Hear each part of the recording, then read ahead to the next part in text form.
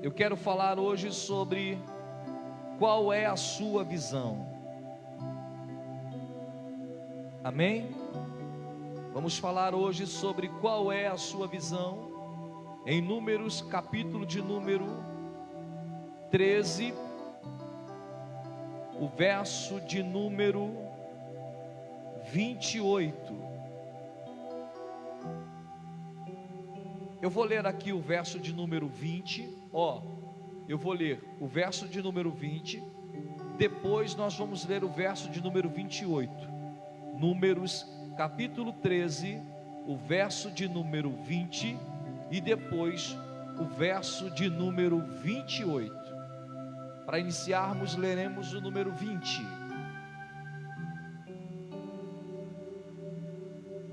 Eu vou ler aqui na minha Bíblia. E diz assim, verso 20: também qual é a terra, se grossa ou magra, se nela há árvores ou não, se esforçai-vos e tomai o fruto da terra. E eram aqueles dias os dias das primícias das uvas. Verso 28: o povo, porém, que habita nessa terra é poderoso, e as cidades fortes e muito grandes, e também ali vimos os filhos de Anak. Verso 29: os amalequitas habitam na terra do sul, e os heteus e os jebuseus e os amorreus habitam na montanha, e os cananeus habitam ao pé do mar e pela beirada do Jordão. Verso 30: então Caleb fez calar o povo perante Moisés e disse: subamos animosamente e possuamos em herança, porque certamente prevaleceremos contra ela. Porém, os homens que com eles subiram disseram: não poderemos subir contra aquele povo, porque é maior do que nós. E infamaram a terra que tinham espiado perante os filhos de Israel, dizendo: a terra pelo meio da qual passamos a espiar é terra que consome os seus moradores, e todo o povo que vimos no meio dela são homens de grande estatura. Amém? Fala comigo assim: eu preciso entender qual é a visão que Deus quer que eu tenha. Fala assim: qual é a visão? Visão de uva ou visão de gigante? Essa é a introdução. Nós estamos diante de um texto que o povo de Israel sofreu durante vários períodos. Eles sofreram por quê? Porque eles não tinham o que plantar. Vocês lembram do episódio que Israel viveu 40 anos no deserto? Deus aniquilou e fez nascer uma nova geração. Você imagina um povo que era acostumado com a agricultura, um povo que era acostumado a plantar, e daqui um tempo ver Deus derramar a chuva do céu, e aquela chuva trazer, um sólido sadio, saudável, e fazer que agora a terra viesse brotar. Imagine, Iago, o povo de Israel plantar de manhã, e à tarde Deus mandar uma chuva e molhar aquela terra. Por isso que o povo de Israel era um povo próspero, porque Deus usava o clima, Deus usava as estações, Deus usava a natureza. Essa cultura é uma cultura adâmica. Desde o princípio, Adão conheceu a agricultura com Deus. Israel até hoje é considerado o maior exportador de uva do mundo. E como que pode? Eles produzem uva numa terra seca. Se nós cavarmos aqui no Brasil, você cavar no teu quintal lá, você encontra logo uma terra preta. Já viu isso? Quando você vai um pouco mais lá para o centro do Rio de Janeiro, você já não consegue encontrar essa terra preta que nós encontramos aqui. Já é uma terra um pouco avermelhada. Em alguns lugares, algumas regiões do Brasil, a terra é muito fértil. Você cava um pouquinho e logo ali começa a terra a ficar molhada. Existiu agora, há pouco tempo eu estava vendo uma reportagem na TV, sobre um lugar que era muito bom em vegetação, e do nada veio a seca. Depois da seca, alguém tacou fogo, incendiou tudo. Menos de 6 meses, estava tudo no Pantanal, vivendo de novo no Pantanal. Então a gente começa a entender que a realidade que nós vimos para Israel era uma visão difícil. Imagina, passaram-se vários anos sofrendo, plantando e não colhendo, e agora Deus diz a Moisés: eu vou dar para vocês uma terra boa, uma terra que mana leite e mel. Porém, eu não quero que vocês apenas peguem essa terra de mão beijadas. Eu quero que vocês conquistem. É interessante, porque Deus poderia fazer, Fábio, como fez naquele período. Lembra dos 4 leprosos? Que eles estavam leprosos, estavam numa cidade, e de repente alguém olhou um para o outro e falou assim: se a gente ficar aqui, a gente morre de fome. Se a gente ir, a gente morre mesmo, a gente não vai perder nada. Vamos fazer o seguinte: vamos sair do estado que nós estamos e vamos de encontro à cidade. A história bíblica diz que quando aqueles homens começaram a andar de encontro à cidade para mendigar, para esmolar naquela cidade, porque a terra onde eles estavam não tinha comida, o Senhor fez que o barulho dos seus passos, segundo a Bíblia, parecesse carruagens de cavalos e cavalheiros. Então o exército inimigo acampado olhou e falou: gente, está vindo um povo aí que é muito numeroso. Parece que vejo o soldado encostando a orelha na terra e escutando. E pelo que eu vejo, tem escudo, tem lança, tem espada. Parece que eu vejo ele assim.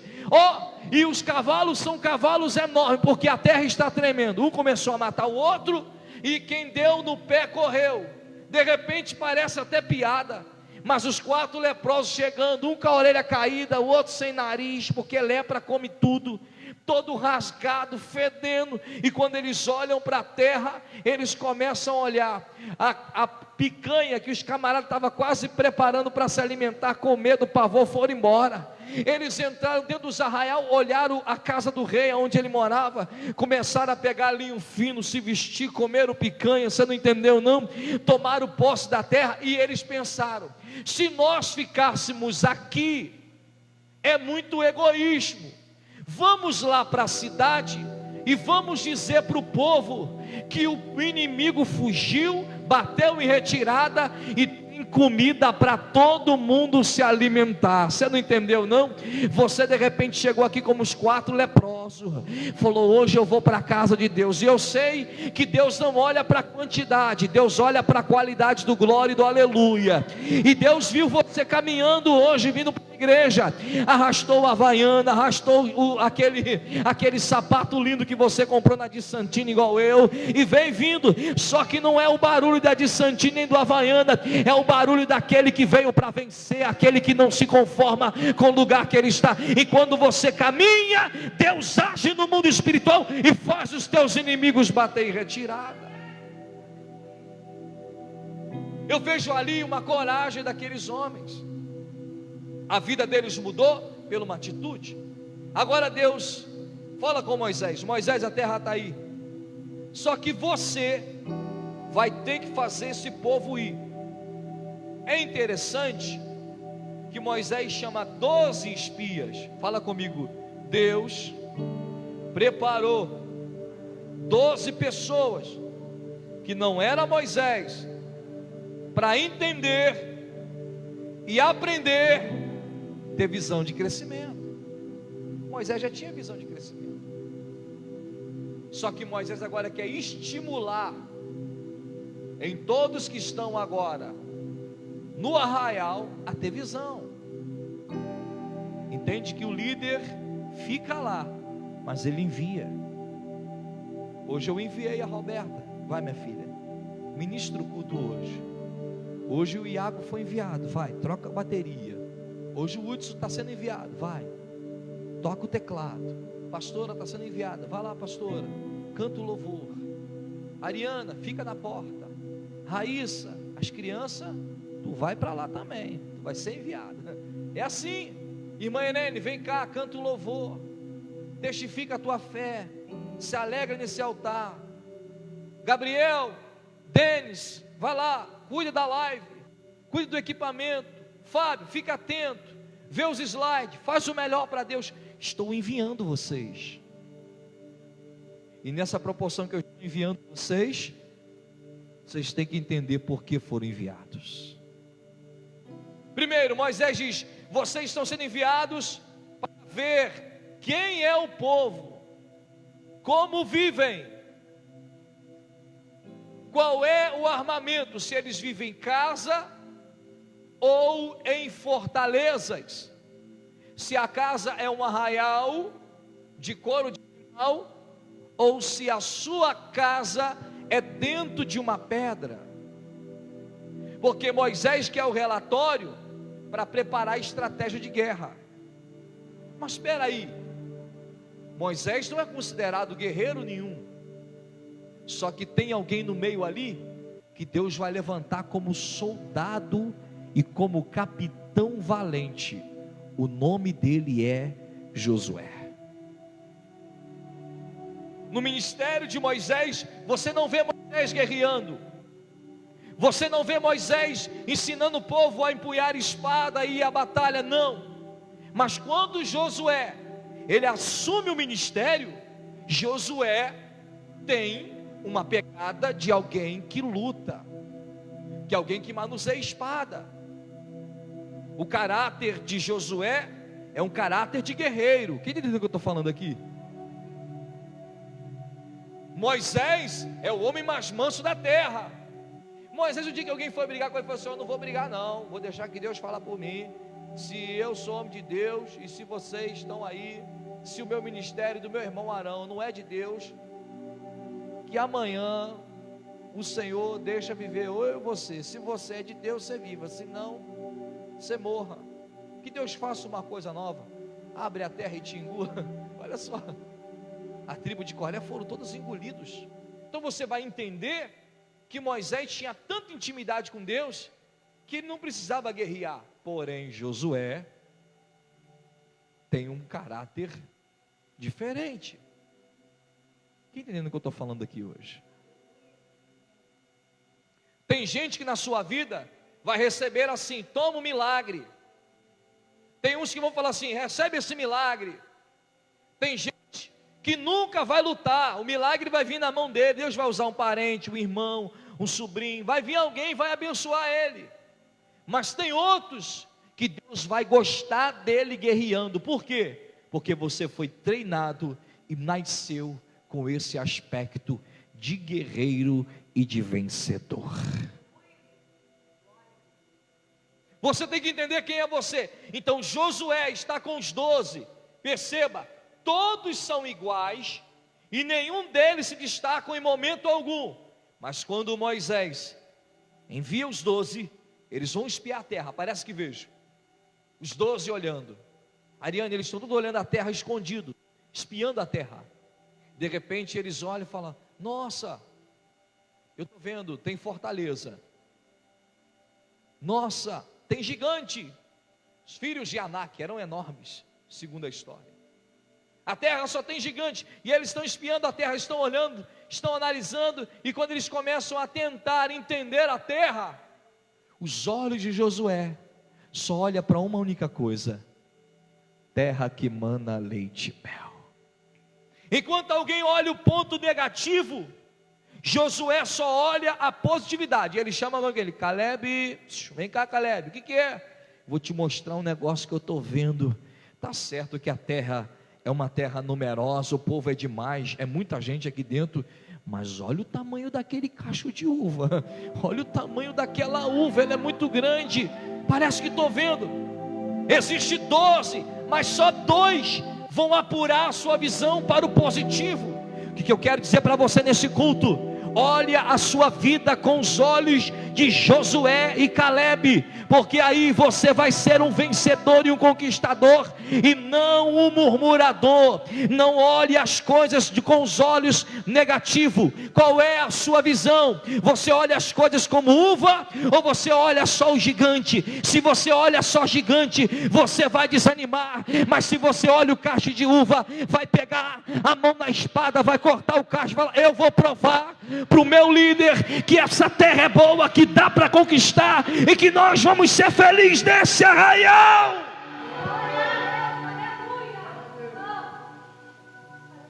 Você acha que quando eu cheguei aqui nessa igreja, eu olhei para gigantes? Eu olhei para as uvas. Quando você chegar no seu trabalho, não olhe para os gigantes, olha para as uvas. Quando você vem para o culto, não olha para o gigante, olha para as uvas. Olhar para a uva é olhar para aquilo que é saboroso. Uva é sinônimo de alegria. Uva é sinônimo de alegria. Uva é sinônimo de quê? Satisfação. Degusta aquilo que Deus te deu como presente. E se você ficar olhando para gigante, você vai ficar como ficou Israel quando o gigante Golias apareceu. E o gigante Golias afrontou Israel durante vários dias. Ninguém se disponibilizou a lutar contra aquele gigante. Por quê? Porque eles tinham medo de perder a sua vida.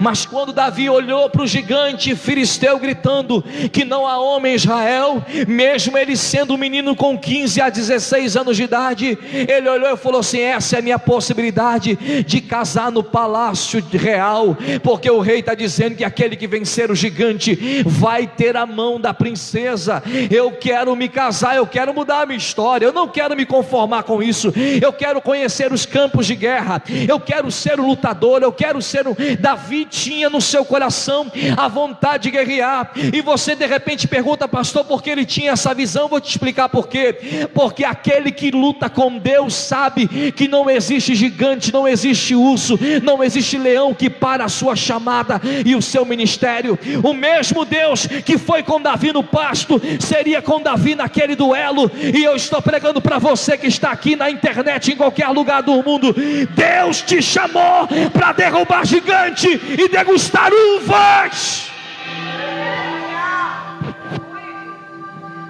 Eu começo então a entender que o que muda a trajetória de um guerreiro é a sua visão. Quantos homens e quantas pessoas na vida tiveram uma habilidade de vencer? Se você olhar hoje no cenário mundial, se você pegar lá a maior informação do mundo hoje é o Google. Chegar no Google lá e falar assim: histórias de superação, você vai ver pessoas que não tiveram condição nenhuma. Quer ver uma coisa? Aquele rapaz que criou o computador, esqueci o nome dele agora, Bill Gates. E o camarada que criou o Facebook, que deu aquela esticada no Google. Acho que hoje ele é o dono até do Google, né? Depois a gente vê lá qual é, eu não lembro agora o nome dele. Mas a história... Isso.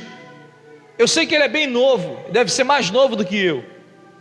Mas segundo a história, eu analisei, ele chamou um grupo de amigos e falou assim: vamos criar uma rede social. Alguém falou: rede social? O que é isso? Vamos criar. Aí chamou os 4 amigos. Nisso, um não quis, um desistiu, falou: isso é loucura. Os outros amigos que entraram na ideia e adotaram, começaram a trabalhar com ele. Você vai no Google, tem uma foto dele lá, ele todo simples, com chinelo havaiana, só que o cara tinha visão de águia, visão de uvas e não visão de gigante.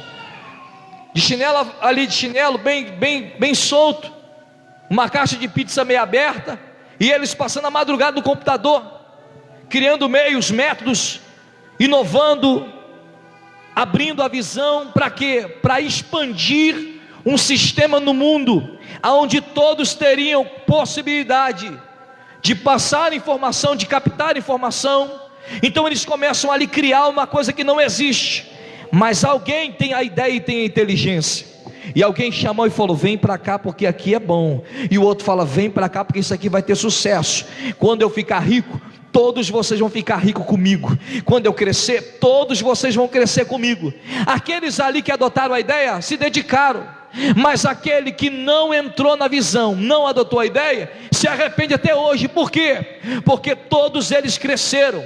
E esse rapaz, eu acho lindo dele, que ele cresceu e permaneceu fiel àquele que foi com ele lá no início de tudo. O que eu quero dizer para você nesse culto? Seja fiel à tua igreja, seja fiel à tua liderança, seja fiel ao teu departamento, porque o teu Deus nunca vai te desprezar e te jogar lá fora. E eu também, como pastor, não. Se você vem comigo até o início, nós vamos até o final, só se você não quiser. Mas hoje chegou o dia da gente olhar como Josué e Caleb e dizer: a terra é boa, a terra é grande, mas tem coisa boa, dá para nossa família viver aí, vamos conquistar.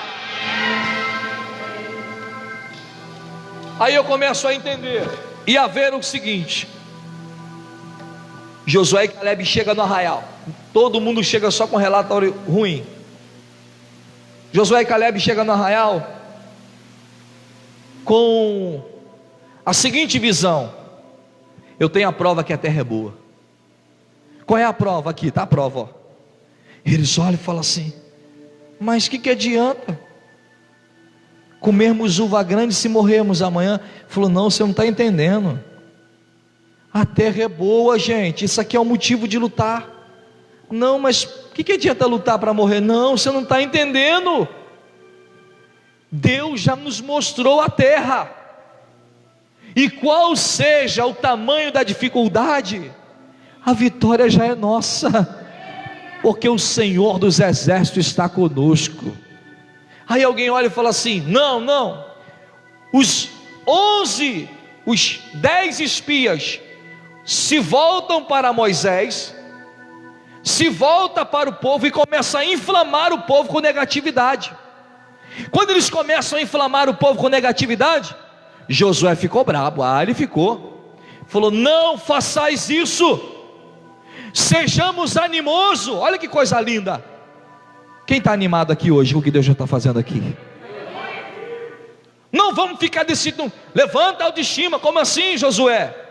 Caleb, vem cá, fala para eles: realmente temos gigantes, mas o melhor de tudo, dá uma degustada nessa uva aqui para você ver. Você não entendeu não? Concursar a faculdade, você vai estudar 4 anos? Sim, vai estudar, mas no final você vai ter um diploma de doutor, de advogado, de engenheiro. O que você está entendendo aqui? Que todo sacrifício vai gerar sucesso amanhã. Ninguém vai receber nada de mão beijada. Se você quer, esforça-te e tem de bom ânimo, porque eu vou te ajudar. Hoje nós estamos aqui com um equipamento às vezes simples, operando uma live, fazendo uma transmissão, mas amanhã eu acredito que nós vamos abençoar pessoas a fazer transmissão em outras igrejas. O que é isso? Teu começo pode parecer pequeno, mas o teu final é final de crescimento. Ninguém cresce grande. Todo mundo começa engateando, vai andando e depois começa a correr. Se você quer ser um vencedor, começa pequeno, mas começa, e você vai ver que o final será vitória sobre os gigantes. O povo está inflamando, os 12 espias estão inflamando o povo, e o povo está: não vamos não. Parece que vejo o povo assim: eu não vou não. Aí Moisés sozinho assim. Aí de repente chegou Caleb e Josué, e Moisés se calou. Diz a história que Josué pulou no meio e disse: calem todos agora. Cala a boca. Como assim? Não fala isso. A terra é boa e nós vamos conquistar. Caleb, tu está comigo? Eu estou. Eu quero mais dessas uvas para minha família. Eu quero plantar uma vinha dessas uvas. Eu quero as sementes. Olha a visão de águia. Eu quero ser o maior plantador de uvas. E a história vai dizer que depois, quando chegou na distribuição das terras, Caleb já era velhinho, já tinha uma idadezinha, estava meio, e de repente, quando foi distribuir a terra, ele falou assim: eu me lembro, como se fosse hoje, e ainda estou com a mesma força, com o mesmo ânimo, no dia que eu conquistei. Eu recebo a terra hoje, mas o meu ânimo ainda é o mesmo. Quem está entendendo o que eu estou falando aqui hoje? Não desanime, não desista, não pare, não olhe para situações, olha para Jesus, não olha para pessoas, olha para a palavra. Não desanime com a palavra, se alegra com a palavra de Deus. Deus nesse culto está libertando a sua mente, dizendo: vai, veja a visão, tenha amplitude do seu conhecimento, não se entregue ao desânimo, chuta hoje a cara do inferno e diz: posso todas as coisas naquele que me fortalece. Quem veio para vencer? A gente pode lutar aqui nesse som, mas não vamos nos cansar. A gente vai ficar que nem lembra do Rock Malboro? Né? Lembra do Rock Malboro? Apanhou igual pandeiro no samba. Já estava já com os olhinhos assim, meio inchado assim. Lembra desse filme, Iago? Fica assim, o olhinho inchado assim. Mas o que, ó? Camarada deu uma brecha, ele ainda tem uma forcinha aqui, diabo de direita. Pá! O que é a força? A superação. Combati o bom combate. Combata o bom combate. Bom combate, já viu um bom combate? Como é que é uma boa partida de futebol? É aquela que é, ó. Como é que é uma partida de game? Como é que é? Aquela que é encerrada, né? Como é que é uma partida, hein? De um jogo inteligente. Uma partida de xadrez, uma partida de dama. É aquele jogo. Combata o bom combate. O bom combate é aquele que você ganha com os seus esforços, usando as suas estratégias, a sua inteligência. Eu estou pregando para vocês hoje, que saiam daqui desse culto com visão de alguém que está vendo cachos de uva, que alguém que está vendo alguma coisa que pode trazer felicidade. Gigante? Tem, mas a vitória já é nossa pelo sangue de Jesus. Aplauda Jesus, porque Ele é o dono da palavra.